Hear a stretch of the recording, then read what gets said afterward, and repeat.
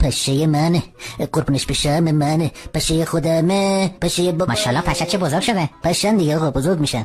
بله آقا ما پیر میشیم. اون آسپرین دونو میدی؟ بیا. غلظت خون داره 20 صاحب بالا نمیاد. آره از این نیش آیسمکی ها میخواد. آره با راستی هفته بعد با پشه ها میخوام بریم رستوران خون بخونیم. میای؟ کدوم پشه ها؟ با پشه های قدیم. کجا؟ همین اهدای خون طالقانی. آخه غذای بسته بندی دوست ندارم، اونم اوی منفی که باید تازه باشه. ببین ولی این دفعه بیا ای مثبتشو بزن، شاهکاره، خوش پلاکت، پرگلبول. عیبی نداره؟ نه بابا چه عیبی داشته باشه؟ نه خون عیبی.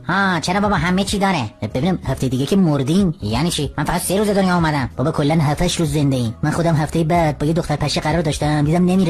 کنسل کردی؟ نه خودش مرد، کنسل شد. ای بابا. خب من دارم میام خونه. برو منم بعد این خونه میام خونه. راستی خون بیار خونه. خونه تموم شده. از اون خونه داریم تو خونه. کدوم خونه؟ خونه خودمون. نه کدوم خونه؟ خونتونو کردم تو شیشه، تو انبار. خونه دله؟ آره. بابا یه عمر داریم خونه دل میخوریم. اوکی الان دارم خونه کت میگیرم میرم خونه. فکر کنم تا 1 ساعت دیگه اشک خور